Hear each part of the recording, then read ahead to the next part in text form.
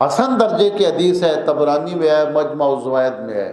شاہ ولی اللہ صاحب نے ازالۃ الخفا میں سیدنا علی کے جو فضائل کے باب میں جہاں حسن درجے کی روایتیں لائے ہیں، ان میں یہ حدیث ہے کہ حضور صلی اللہ علیہ وآلہ وسلم نے سیدنا علی شیر خدا کرم اللہ وجہ الکریم کا ہاتھ مبارک پکڑا اور چلتے چلتے ایک باغ میں چلے گئے، بہت خوبصورت باغ تھا۔ تو حضرت علی نے عرض کی یا رسول اللہ بڑا خوبصورت باغ ہے، فرمایا علی جنت میں تیرے لیے اس سے زیادہ خوبصورت باغ۔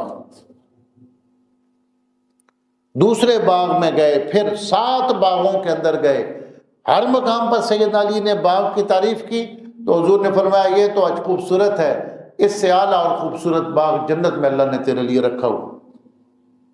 اور پھر حضرت علی نے مڑ کے دیکھا تو آپ کی چشمان مقدس میں آنسو تھے، رو رہے تھے۔